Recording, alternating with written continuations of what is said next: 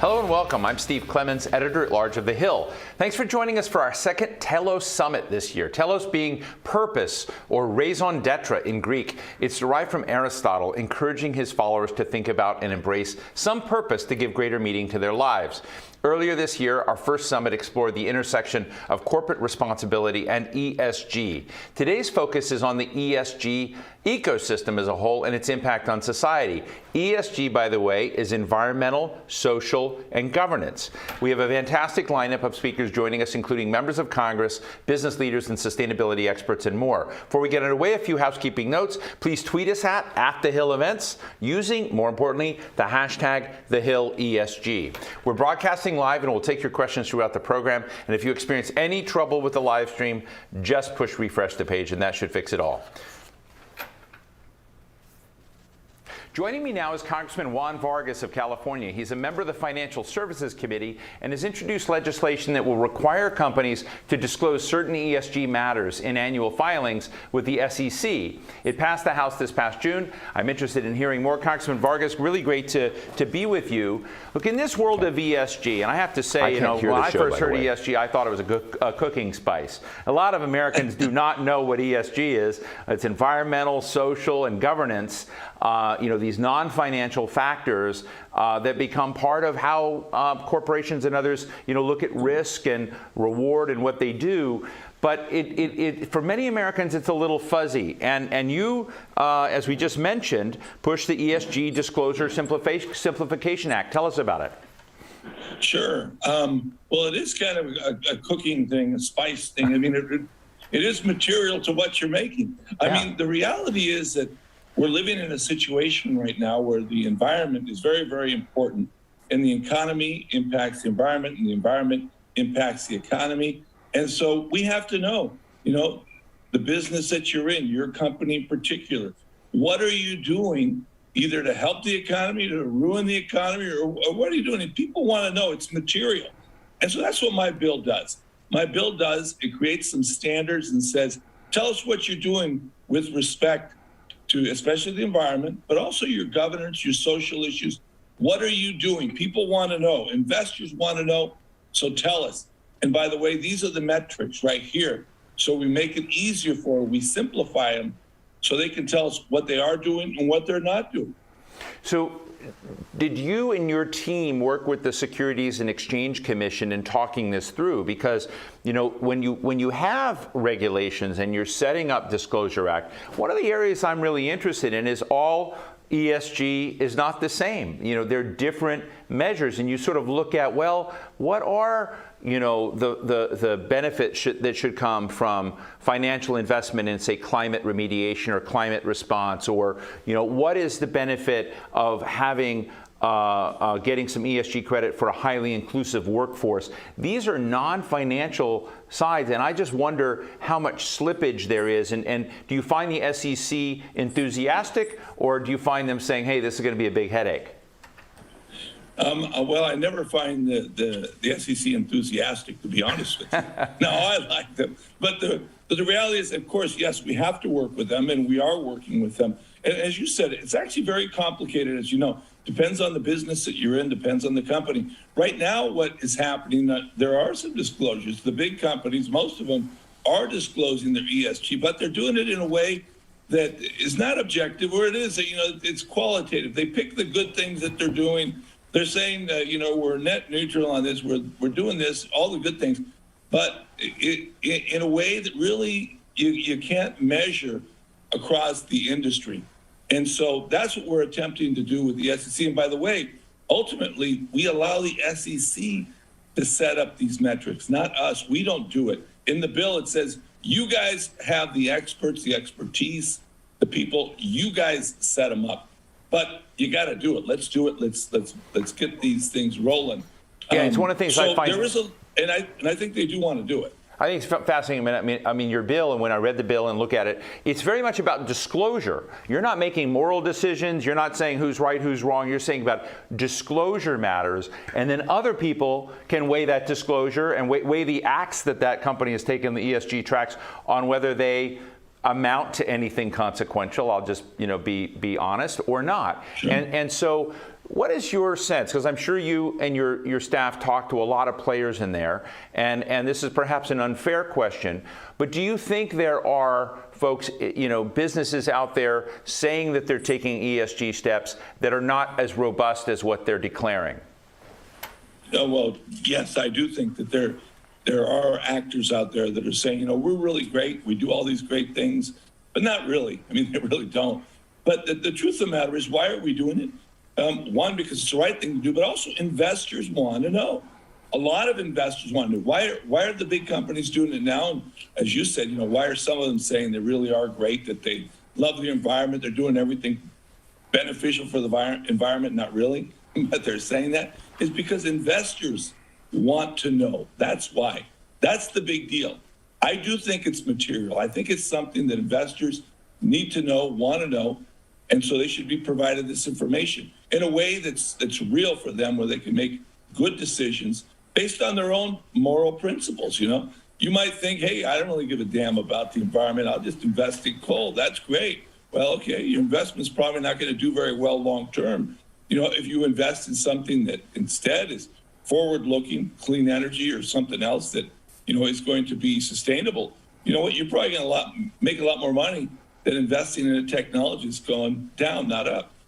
One of the interesting controversies in the ESG area, just to sort of throw it out there, since we've got an open field to play with. I've been interested in the fact that we're very, very dependent. We're going to be very dependent for a long time on fossil fuels, and oil companies are going to be part of the mix. It's just part of the reality we're at. You support where we're at. But as oil companies come in, I talked to Vicky Holub of Occidental Petroleum recently, and they are out there to build the largest carbon capture unit in the world to come in.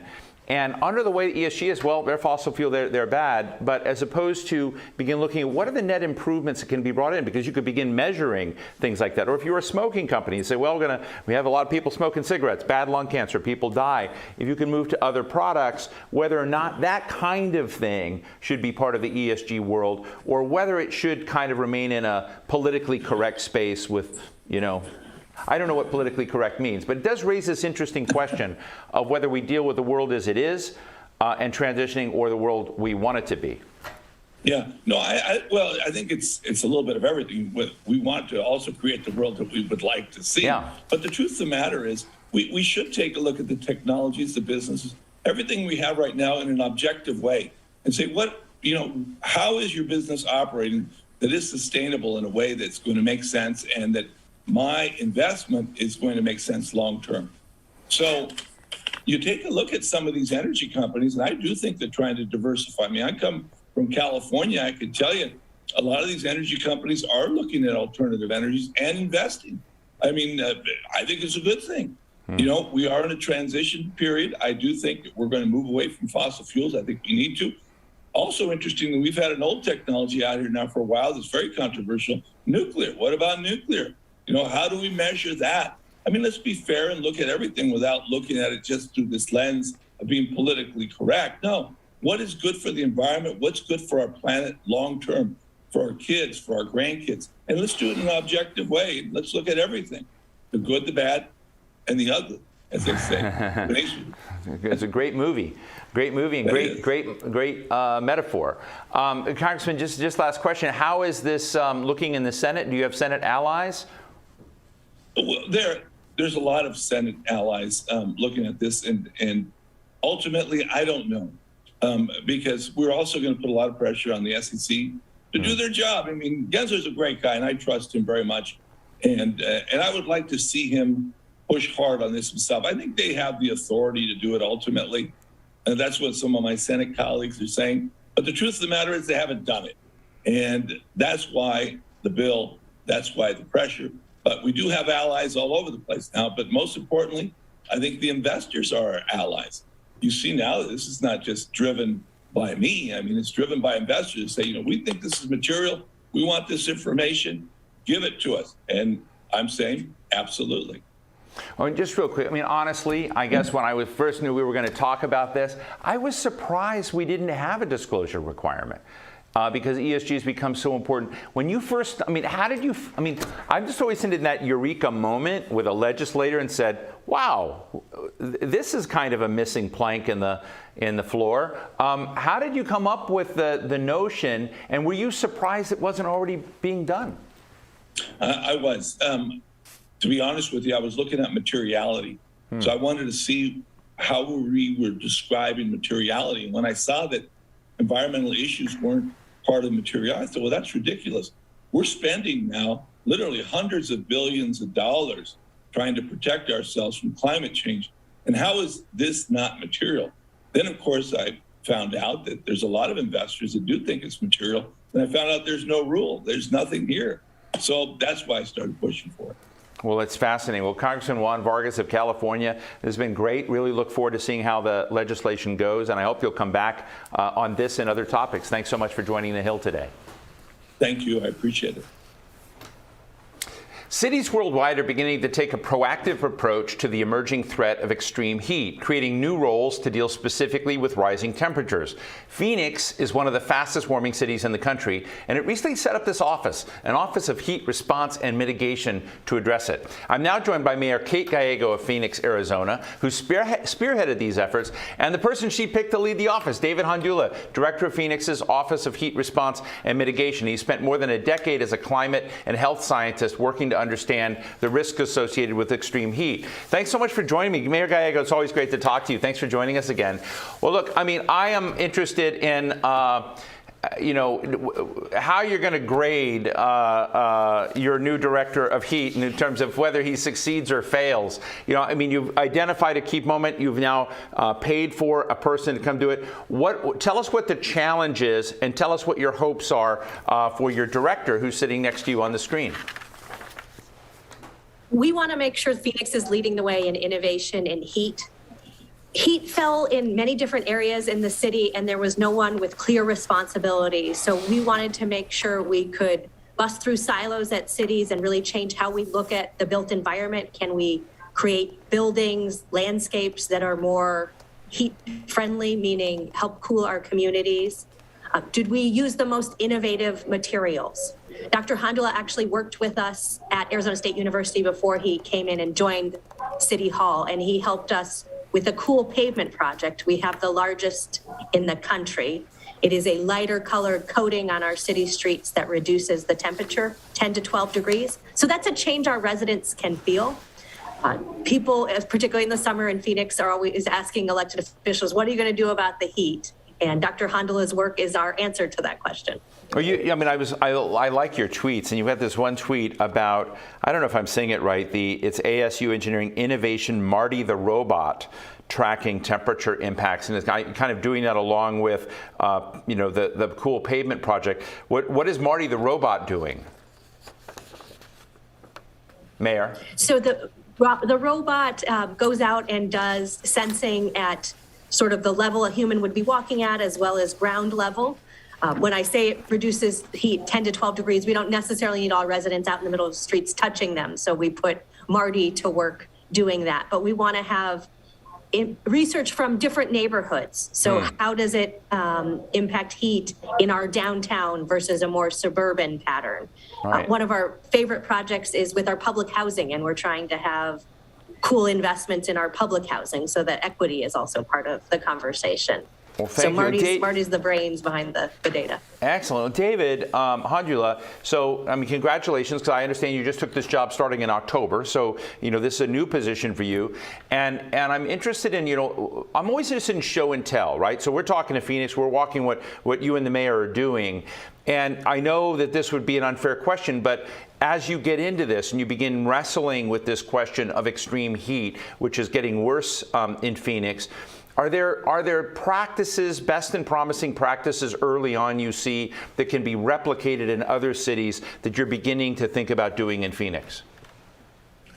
Thanks, Steve, for having us on. And absolutely, you're right. We're 10 weeks on to the job now. And what's been really impressive about the first 10 weeks is learning about all of the great ideas and initiatives already underway in City Hall. As the mayor described, there's been a lot of activity in Phoenix. Phoenix has been a national leader in the heat response and mitigation conversation for many years, but understanding how to connect and synergize and multiply those efforts is really one of our early tasks. I think one of the exciting tangible opportunities, the bits of low-hanging fruit, is to accelerate what we're doing on the heat response front with our cooling center network, understanding barriers for different types of people with different life circumstances, being able to access public cooled space. There's been tremendous movement on that front here over the past few years, including necessary innovation during the pandemic. And we are very interested to share what we've learned with the broader national and international community. You know, one of the things that you tweeted in July, so before you joined this, is that you were critiquing a New York Times article for not talking about urbanization itself as a driver of climate change. And it's really interesting. It kind of triggered my thinking about, you know, urbanization is here. It's real. You see that. But are there climate-friendly urbanization strategies that we need to begin thinking about? Is that framed right? Yeah, absolutely, Stephen. Thanks for the homework on the social media feed and for raising that important issue. As we look at the historical climatological record, for major cities, urbanization has been the dominant driver of climate change from past to present. As we move forward, of course, we need to have our attention on both global scale processes and urbanization. But in our role and function at City Hall, it's really important to understand how consequential urbanization is, because to some extent, we have our hand on the dial of how urbanization will proceed moving forward. And our colleagues who run climate simulations have really encouraging news for us that if we deploy widespread cooling strategies, cooling technologies like Mayor described, if we continue to build and adapt our city to be more heat ready, the future in Phoenix could be cooler than it is today, even with continued global warming. So the answer is absolutely right. If we pay attention to the design strategies, if we're smart about the place where we are, and other cities can do the same, we can really take a lot of the edge off of the warming that's projected for cities all across the world. That's really cool. Mayor Gallego, I spent a lot of yesterday talking to folks about the infrastructure bill that met the administrator of the National Transportation Authority and, you know, Mayor of Baltimore and others about what's coming down the pike. But, you know, you just got back from COP26. You're going to have money that flows your way. And I'm really interested in like future choices. And one of the comments that came back and said, if we just do like for like and replacing infrastructure of the old with the similar, then we are missing a once in a generation opportunity to leapfrog forward into smarter, cleaner, better sensors and things so that implies conservation. And I'd just love to get a sense, have our audience get a sense from you about how you think about the responsibilities of directing that money and what your requirements are going to be for those that receive these grants and monies in Phoenix. One of the programs that's very exciting in the Infrastructure and Jobs Act is energy efficiency and conservation block grants. They will allow each city to decide what makes sense locally. So what makes sense for me in Phoenix is very different what the mayor of Chicago might need to fight climate change. But for us in Phoenix, I suspect we'll put heat at the forefront of those innovations and really try to work with our university partners to see how we can make life more comfortable for our residents. But we're also really looking at transforming the economy of Phoenix in partnership with the federal government. Phoenix and the greater Phoenix area is often called the Electric Valley. We believe that vehicle electrification will be able to move a generation forward thanks to the investments in the Infrastructure and Jobs Act. So not directly related to heat except for around through climate change, but just the types of impacts on this economy are so exciting for us with the bill. Mayor, what is the water situation like there? And what I mean is, you know, one of the things I was reading from what David is trying to put in place are greater, you know, tree canopies. And, you know, I remember at Davos, Mark Benioff of Salesforce helped launch this trillion tree initiative so that the world plants 1 trillion trees and, you know, takes a different sex of this. So it just reminded me of that. I don't know if Phoenix is part of it, but, you know, when you think of tree canopies, you think about sustainability, and then you think about water. All of this is tied together in an ecosystem. How does water management come into some of your sustainability aspirations? We are a desert city, and we remember that every day. Prior to running for office, I actually worked professionally in water management, and I think that's part of the reason the citizens of Phoenix elected me to this job. We take our water supply very seriously. Out west, the joke is whiskey is for drinking and water is for fighting. But we're hoping to work more collaboratively now, and Phoenix has worked very hard to diversify our water supply so that we have different partnerships, different rivers, and other water sources, and we prepare for drought because we know it is coming.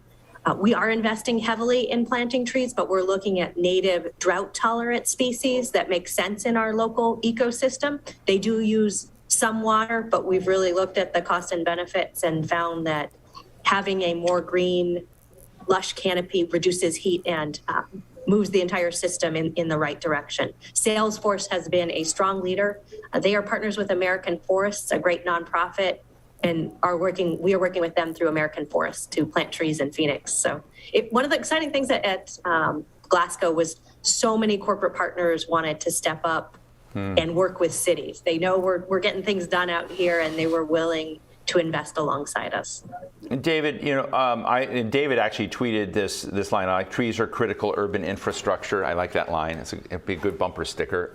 Maybe we should make bumper stickers. A good digital thing. But I think another dimension, I don't know how to ask this, David, but, the politics are for the mayor. You're, functioning an important role. But I can't imagine that at some level you're not controversial with some people. I mean, the country is divided a lot on these issues, and one of the dividing lines, unfortunately, is about the environment. It's one of the steps we take. And I'm wondering what are the best strategies you've found to win over people who have been skeptical of the regulations, the investment, the stewardship of the environment, so that it's not just one half of the room applauding, that you're able to bring other people along? Does that make sense? Absolutely, Steve. It's a great question. And we're fortunate working in the urban heat domain. In our past research projects, we've talked to people across the political spectrum. We'll be in their home, and regardless of where they fall on the political scale, folks who have lived here for a long time tell us about how much hotter it is in Phoenix than it used to be. They remember cool nights when they were children, running barefoot across the fields. And that doesn't seem to be as divisive of a political issue as the conversation around global scale climate change. This focus on what's happening locally seems to be a unifying force. But to overcome these barriers about different interests and how we'll be pulled in different directions, we have to be in regular conversation with the community in every city council district, just to appreciate and understand what these different priorities are. In the absence of a heat office in the past, I don't know that all of these trade-offs and competing interests are very well understood comprehensively across City Hall. So that's certainly some of the early homework for me. And you're right, there are some tensions out there. One of them that comes to mind off the top of my head is how we're thinking about roadways and right-of-way opportunities that could be created for tree planting, but also having a hardy roadway network makes it very convenient to get around this city. Mayor Gallego, I think the last time we talked, I may be wrong on this, but I'm a huge fan of the Conference of U.S. Mayors, and there's always cool and interesting things that mayors are sharing with each other. My notes say that you co-chair the Climate Mayors Group. And I guess what I'm interested in this is you're at the forefront of this. What are you seeing as some of the other strategies elsewhere among your colleagues that are mayors as they try to wrestle this down? I sometimes wonder, you're all very innovative. In fact, I sort of sit here in Washington, D.C. at the federal level and wish we were more like mayors because you're solving problems. But I guess the question is, when you kind of look at other cities, Francis Suarez in Miami or other places, do you see other practices that have helped inform what you're doing, or do you see them trying to replicate some of what you're doing? We all share and collaborate. So Francis Suarez also has someone working on heat. His is a little bit different. It's a philanthropic initiative, but we talk about resilience a lot and how you can prepare in those areas. We also trade information on technology regularly. So it turns out Boise, Idaho is leading on electrifying their fleet for solid waste. And then you look green airports, and I'm learning a lot from what the Los Angeles area is doing. So there is a little bit of competition. Houston laid out a higher number of trees they were going to plant, and we took note of that, and we're going to try to be more ambitious. So I think we trade success stories, but also we benchmark against each other. It's been amazing to see what some cities are doing with grid modernization, and can you turn your car batteries into part of the electricity supply. So you're going to see a lot of innovative projects from all over the country, and it'll be a period, I think, of profound leaps in technology in the United States, which is where we are used to being. Well, I really am excited by David Hondula's work and your work, Mayor, in looking at this. I get to Phoenix a lot. I'm going to drop in on you one day and say, hey, show me some of the cool things you're doing, and I will invite you back now and say, let's come back in a year and sort of look at some of other elements you've deployed. So thank you so much for joining us, Kate Gallego, Mayor of Phoenix, Arizona, and David Hondula, Director of the Office of Heat Response and Mitigation for Phoenix. Really fascinating. Thanks so much. Thank you, Steve. Joining me now is Ebony Brown, an impact investment expert and partner at Rethink Education, a venture capital firm focused on education technology and funding the next generation through investments. Ebony, great to see you. I still have, but knew her well. Judith Rodin, when she was head of the Rockefeller Foundation, was a huge writer, cheerleader for impact investing. And I think a lot of folks that are listening to this forum on environmental social governments, I keep saying that because sometimes people don't know what ESG stands for, but a lot of folks look at it as philanthropy, as selflessness, as somehow taking some time on the weekends and doing something nice for folks or fixing something. But you're in a different space, and I would just love you to give a snapshot of what impact investing really means. Sure, and thank you for having me, Steve. Impact investing is investing with like a double bottom line. And so looking for companies that will have venture style returns, but they also should be involved in a sector that is solving a big societal issue. For us, it's education. So anything that is in the training or learning space. So it's kind of just putting a lens on or filter on the types of for-profit companies that you invest in. So can you give us an example? So I know certain companies like 2U and others that are working in the digital space, working with existing universities to broaden the footprint and reach. I don't know the economics of it very well, but would that be a model, or are there other things and other examples that you can talk about and you can walk us through of how tangibly it works? Sure, that would definitely be a model. I mean, I think some other companies that we've seen go public this year would be like Coursera or Udemy, which fall within the massive online courses, Duolingo, which is language learning. Those are probably some of the more well-known. Also in like the training and learning space and selling directly to corporations is a company called Guild Education, which offers education as a benefit. And so you might have heard of tuition deferment, where corporations are paying, helping their employees pay back some of their student loans. Well, Guild instead allows employees to use up to $5,000 or so to take classes while they're still working. And it's a great benefit that Target and Walmart and others have rolled out to their employee bases at all levels.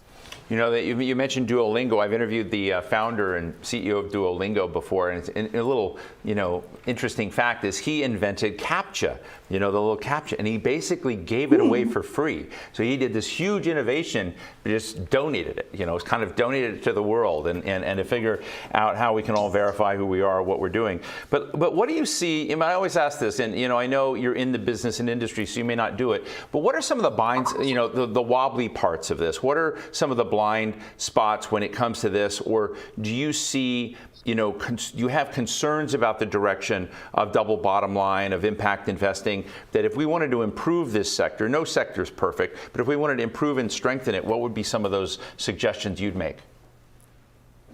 Yeah, I think sometimes more working together with philanthropy because there are a lot of times when I will see either or, like I'll see a company that has a great purpose, and the goal that they want to achieve will help to better society. But if they don't have product market fit and the actual buyer isn't having the concern that or the immediate need to buy the problem that they're solving, there's sometimes a mismatch. And I'll have to pass on something because it's like, okay, I can't necessarily see this achieving venture-like scale returns, but would love to share something like this with some of my friends in ESG or philanthropy, who are also helping to solve some of these large societal challenges, but would be okay with not necessarily having such rigid, I guess, ROI that they're trying to achieve as far as financial returns. To Ebony, another question, I have on this. You've mentioned some very big companies like Coursera. Of course, 2U is growing, like a weed. It's doing incredibly well. But I think that one of the things I find in this field, and this is my own, it's not scientific, folks, it's just my observation, is there are a lot of great stories out there that are boutique stories. They're small, they're creating positive impacts, say in education or other areas. But I always wonder how to scale them. I wonder how the boutique story can become the norm as opposed to just this sideshow that I love talking about, but at some level, unless you can scale it, unless you can help it, impact others, then the universe you have remains a lot of, unattached pieces of fabric out there as opposed to, something. So I don't want to be against innovation, but I'm just wondering, do you think about that when you kind of look at what Rethink is doing and you're measuring your impact? Do you consider who is scaling what and how you can get market power driven because that's what's going to change down the road? I mean, we'd love to get your thoughts. For sure. And for me, I initially wanted to go into philanthropy, and was thinking about, grant giving and to help solve some of these big societal issues, but saw venture as a way to accomplish the similar goals in a more sustainable way, because you're investing in companies and that have a larger scale through technology to reach not just certain geographies, but across the world. And so I guess I'm sorry, can you repeat the question? I think I got lost. Yeah, I'm basically looking at how you invest in scale, taking good stories and scale them so that they have a much larger footprint and impact. Is that part of the design of Rethink Education? Yes. So, we definitely think that not that technology will completely take over. We think that humans should remain in the center of education, but we're trying to invest in things that can help to augment or make teachers' jobs easier, or support students that aren't able to come into school. So, and things that are able to help people that are maybe in more rural areas have access to professionals that are in careers that they wouldn't necessarily see in their neighborhoods. So I think that there's definitely an opportunity for both. I think some organizations are great at going very deep in a specific geography or specific area, and that those don't necessarily warrant venture capital. But venture capital does allow us to take some of the great learnings that we have here in the US and other places and share them across the world. So it's just more of a global impact that can be made. If you're thinking about outcomes and size of outcomes, it can help that to be much, much larger. Ebony, one just last quick question. I'm interested in higher education, and if there's one sector that I think has resisted disruption, it's them. Now, the 2Us and others are sort of getting in the back door and helping them to expand footprint. But if you go sit down at, Harvard or University of Chicago, I would argue, with all due respect to those institutions, that they have not gone through disruption, that we're still caught up in a credentialing nightmare in America, in my view, that there's a lot of stigma about what kind of schools and training you have and your role in society. As you are engaged in ESG and Rethink This, I'm just wondering if there's another dimension where rethinking credentialing and education, how we make people value lifelong learning. Just unstacking some of the norms and stigma of the past is part of what the ESG mission ought to be in this. Yes, and I'll say that is a big challenge. In general, you see so many students having unsurmountable student debt and not necessarily having guaranteed outcomes as far as career. I feel like maybe 10 years ago, we were just talking about college completion, but now there's such a heavy emphasis on, actually the connection to jobs and the speed of how jobs are changing. Traditional colleges are struggling to keep up with the skills that are needed in the job force. And so there's a lot of innovative technologies, a company called Pathstream that's working with Facebook or other just big tech employers and figuring out, what are the gaps maybe at the entry level? Maybe it's in digital marketing. How can I work with someone in L&D at Facebook to help to create a curriculum around digital marketing, and then put that into community colleges or put that into four-year universities so that these students are coming out with tangible skills that they can either take trying to get into Facebook or using that branding and credential to help make them more employable in other areas. So we're seeing a lot of public-private partnerships, a lot of boot camps, apprenticeships, and other pathways that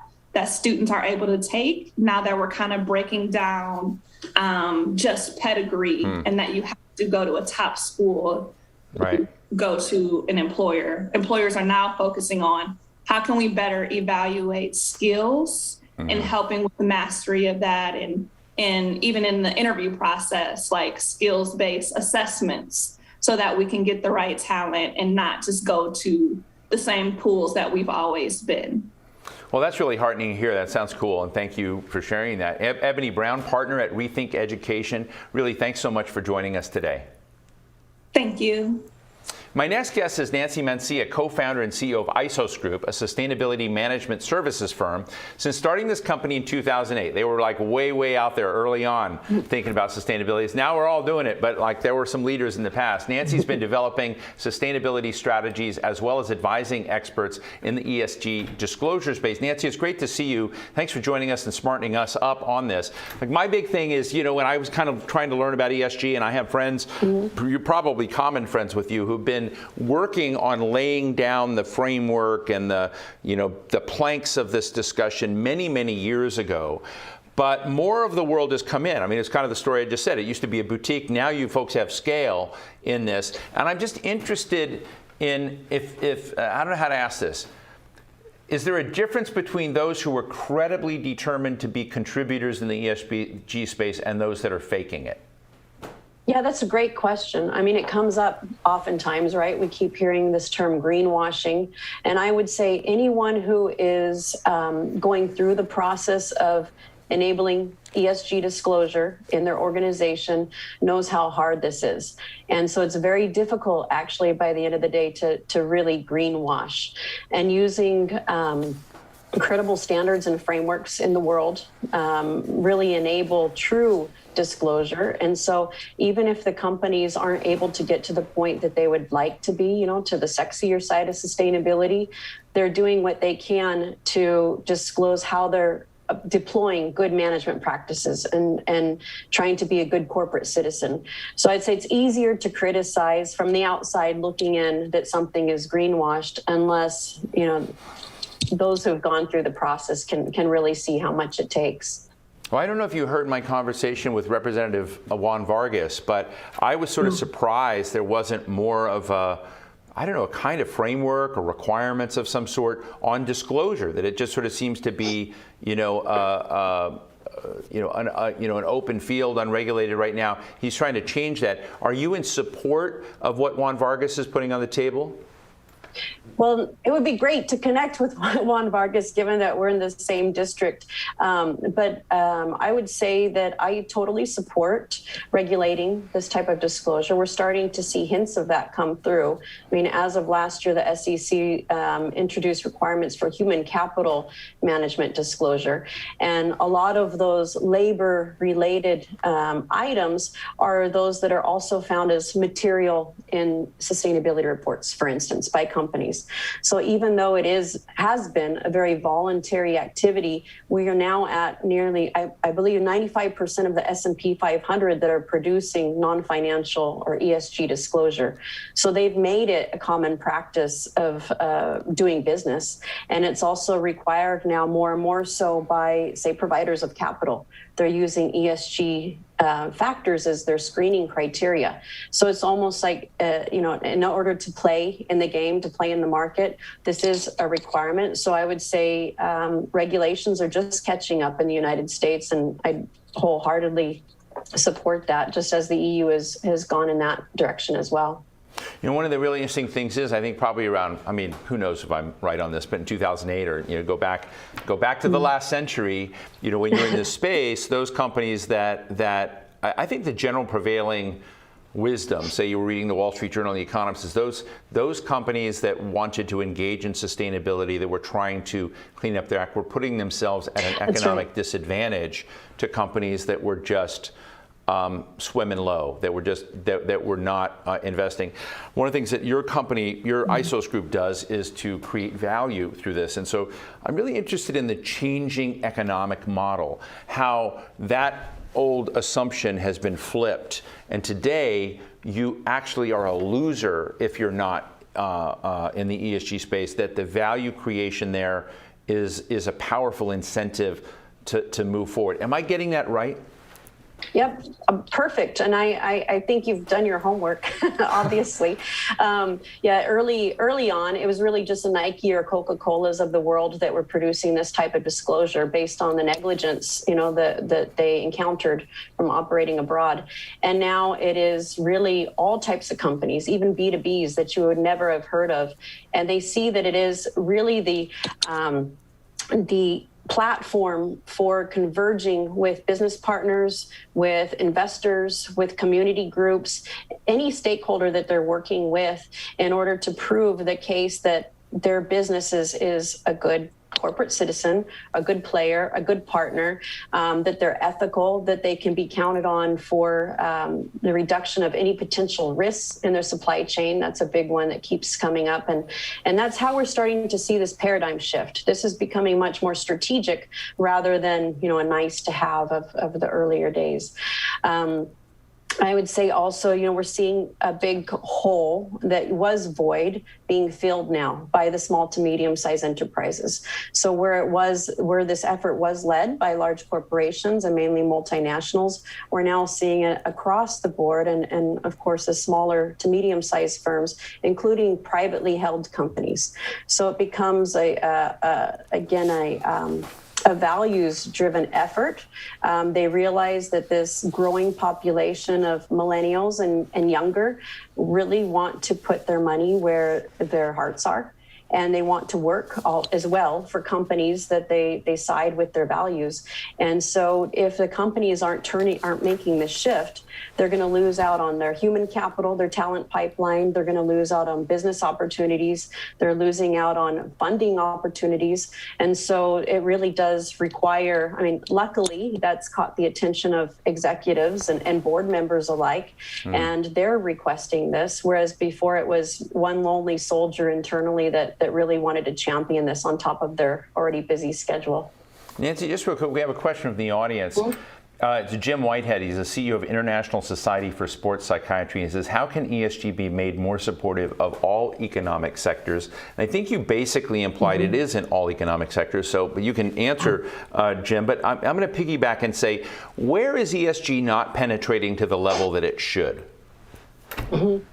I would say for the consumers. themselves. I think that's the hardest piece of the puzzle to bridge in, because even though, as I just mentioned, the younger generation wants to side with organizational values, they don't quite understand how to use the information that's being published by these companies, nor do the companies know how to then summarize this information into bite-sized pieces that can be easily digested by the consumer. So I think that that's still a major hurdle. And if this does become more regulated, I can expect, or at least that's my vision, is that we will see on product labeling, for instance, and that's consumer-facing products, like GHG footprints or life cycle, analysis, just summarized. But in the other business areas, I would say it's just a matter of closing the gap on that educational piece. Interesting. What does ISO stand for? Well, we had originally thought that it was twofold. So one, the isosceles triangle, and then secondly, implementing sustainability as an operating solution. So I think we were a little bit ahead of our game, because it really took big push for the first few years of our business to educate the marketplace, to build the market in the United States. And so we did a lot of education and training. And only in the last few years have things really flipped, where companies are now operationalizing sustainability. So that's exciting. So now your title has traction. Fascinating. Right. Nancy Messia, co-founder and CEO of the ISOS Group. Thanks so much for joining us today. This was great. Thank you for having me. My next guest is Wilma Wallace. She's the Chief Diversity and Social Impact Officer at REI Co-op. She oversees REI's enterprise-wide racial equity, diversity, and inclusion initiatives and serves as the company's Chief Legal Officer as well. I was out at REI in Seattle a week and a half ago. It was way cool. I love it. It's like one of my go-to tourist, it's a destination experience. Wilma, it's great to see you, and thanks so much for joining us. Look, I've asked this, all the time. We're kind of discuss different dimensions of ESG. Look, we've just gone through a very tough, it's more than a year and a half. I've been doing forums about the divides in this country, the lack of diversity and inclusion, the economic tension, the impact of COVID, where you see COVID making clear the uneven health outcomes for different communities in this country. So diversity and inclusion, in the corporate space or whatever, is so important. But there are real lives kind of connected to this conversation. I just want to make it clear it's a deep issue for me. So when you are in your kind of role, and you're basically, people know REI and they're looking at it, what are the things you're implementing that stand out, that others can replicate and copy? Because, and I'm just going to be very honest, I'm giving my own opinion here. Not everyone is doing what you're doing. A lot of them have the officers, and unfortunately they're fig leaves, and there's not a lot of action going on. So I'm just interested in how you take this world and make it real and replicable for others.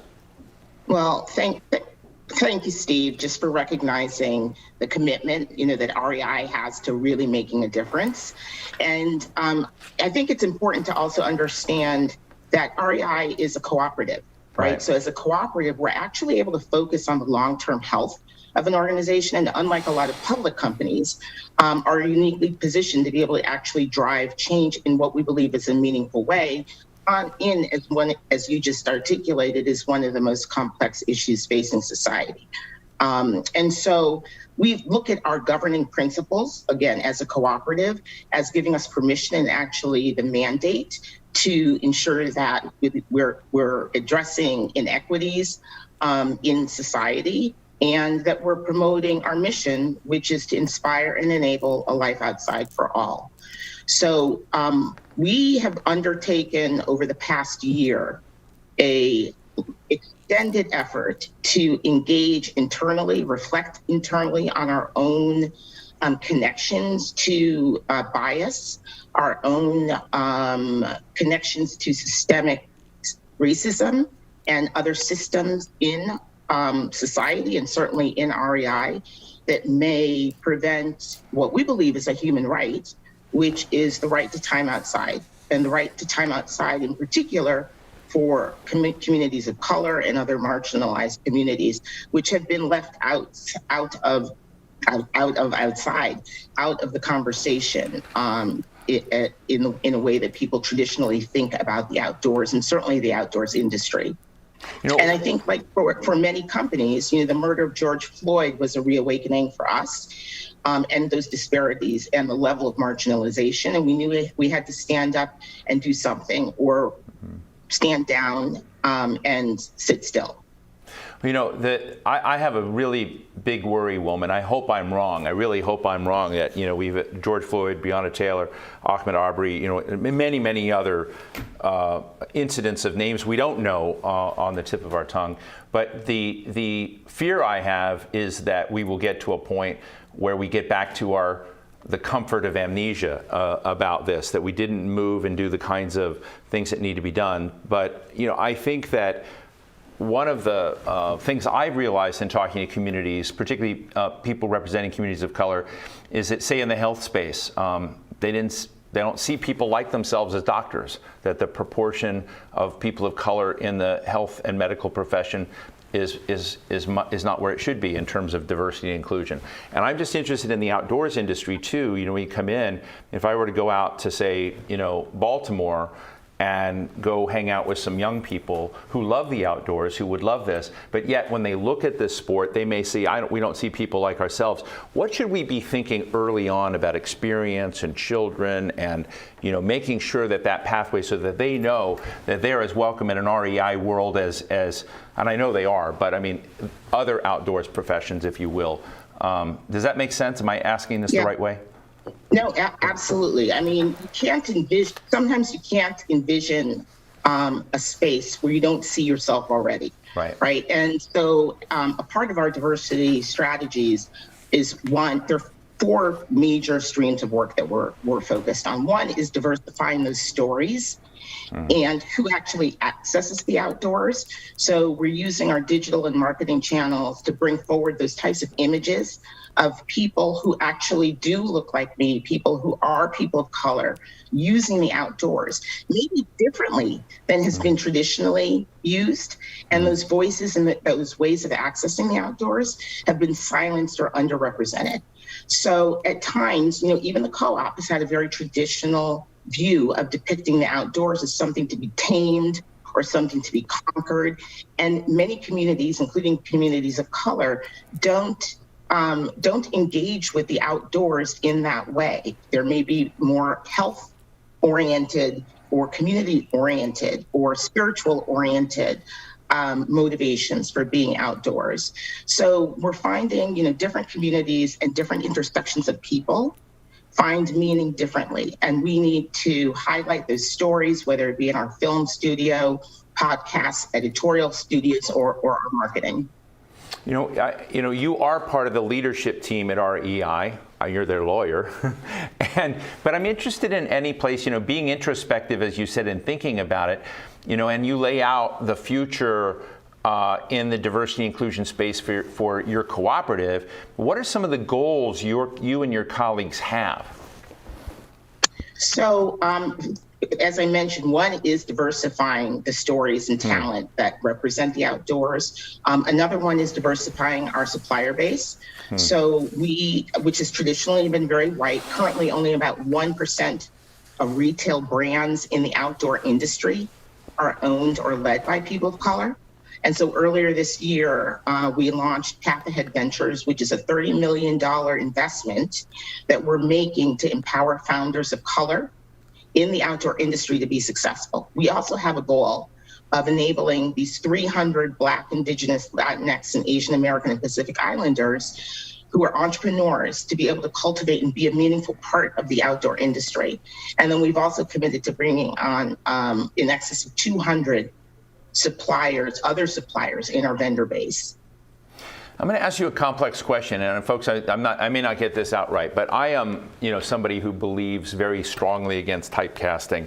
If I want to talk to a member of Congress, though, and I do regularly, and we're talking about diversity inclusion, we often bring in people of color. I want to bring in someone who is white, who's privileged, and say, what is your commitment to diversity and inclusion? What is, how does this matter to you? What are the allies? What are the folks in there? Because it should be a priority for everyone. And I'm just interested in your industry because I've done a lot of programs in Silicon Valley, a lot with high-tech companies, and there, when we have conversations on diversity inclusion with the chief diversity inclusion officers, those are the most diverse crowds they are. But if you have okay, we're going to talk about programmers, or we're going to talk about broadband, that diversity disappears. What are we doing with the challenge of making sure that corporate leadership or that co-op leadership or wherever it may be is not dependent on a person of color being responsible for delivering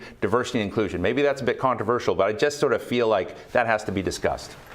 No, that's always the fear, right? That the people of color are the ones who are left to solve a problem that frankly is not ours to solve. And we've made it very, very clear throughout the co-op, particularly over the past year, where we've been immersed in, again, serious reflection as a leadership team. And we're cascading that through the organization all the way down to, the green vests that were in the Seattle store when you were there, earlier this week. But we're engaging in reflection, self-study, examination, and accountability that everyone in the co-op needs to own our efforts to become an inclusive, multicultural, anti-racist organization. And it's going to require individual self-study, individual reckoning with your own connection to race and privilege. And that is work that we committed to take on over a year ago and continue to push on. Well, listen, next time I'm in Seattle, I'm going to call you. And then maybe you can show me the other parts of the cool place. It's really one of the most wonderful spots I know of. Wilma Wallace, Chief Diversity and Social Impact Officer at REI Co-op. Really appreciate your candor and thoughtfulness. These are very important issues, and really appreciate you joining us. Well, thank you so much for having me. I've enjoyed the time. Joining me now is Kara Hurst, Vice President of Worldwide Sustainability at Amazon. She leads sustainability efforts at Amazon across multiple areas spanning environmental and social sectors, and prior to this, she was CEO of the Sustainability Consortium, a global nonprofit working to help the consumer goods industry deliver more sustainable products. Kara, great to have you with us. I want to go back into that Sustainability Consortium, which, as I understand it, Scientific American called it one of the top 10 world-changing ideas of 2012.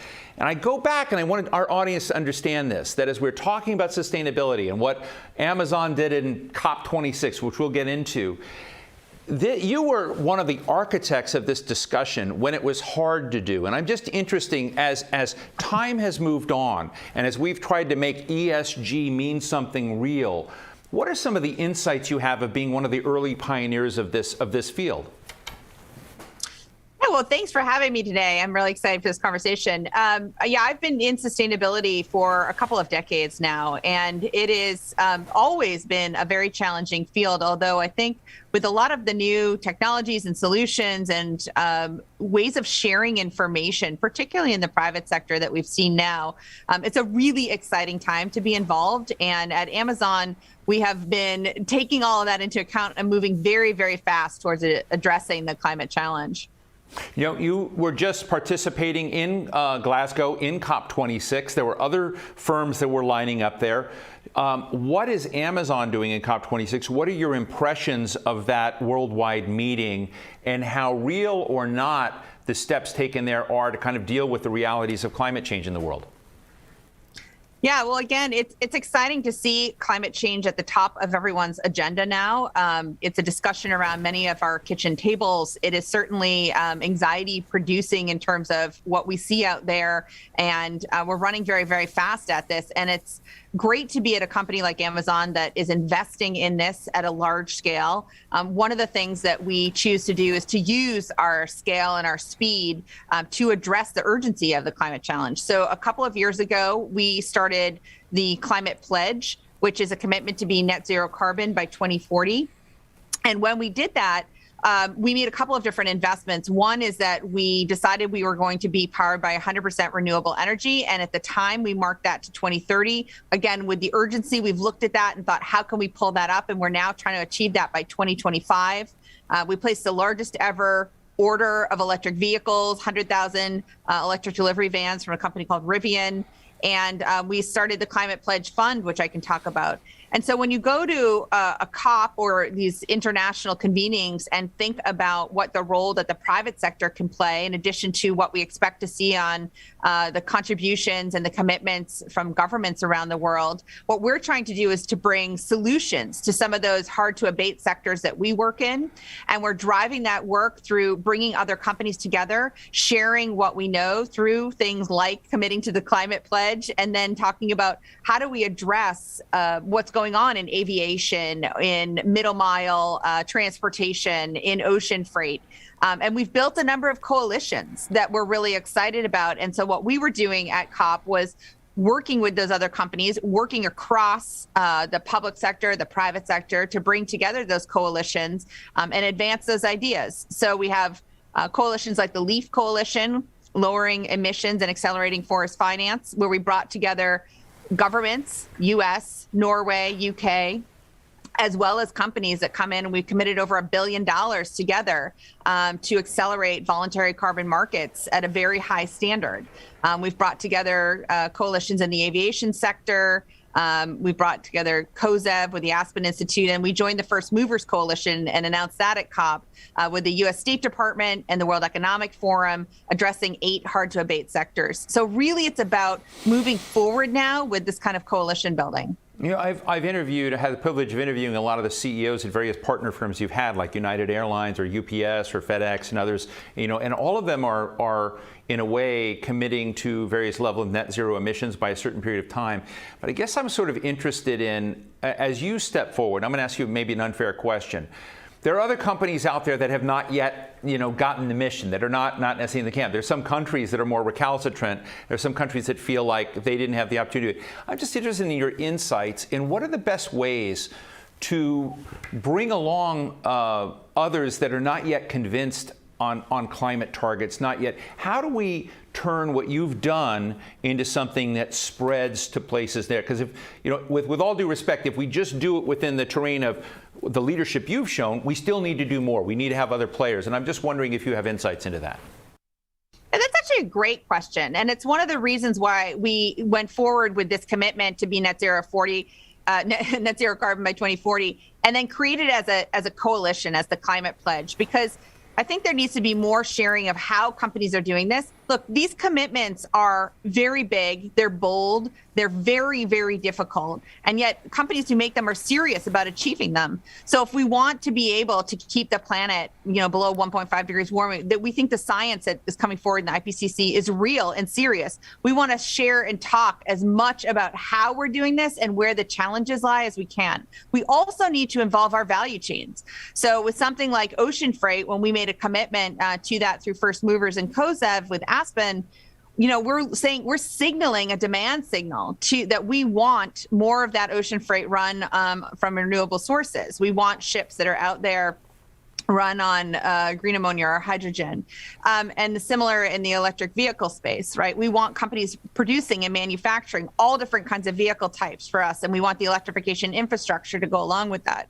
So I think part of what we need to do is we need to focus on what are the challenge, how companies are doing this, and share more information with each other. And that's where something like the Climate Pledge, it can do that. So we're excited to see some of these companies in the cement industry, in the steel industry, in the aviation industry. These are very difficult challenges, and our progress will not be linear year to year. So getting started is really important. Investing in those early stage technologies and taking some risk in that, also really important. So we're doing that through our Climate Pledge Fund with companies like Zero Avia and Carbon Cure and Turntide, where we're saying, let's experiment, let's trial and test, let's share what we know, and let's kind of see if we can move faster together. Carrie, you know, I'm almost ashamed to bring this up, you know, as an American, I go, you know, why don't we have a more just place? Why don't we have gender equity? Why don't we have racial equity in this country? And this is also a very big part of our forum today, which is to look at what we need to do to unblock talent that has been demeaned or has been left on the side of the table. Part of this gender equity, I know it's a concern of yours, and I'd love to hear, you know, how Amazon is taking gender equity seriously. Absolutely.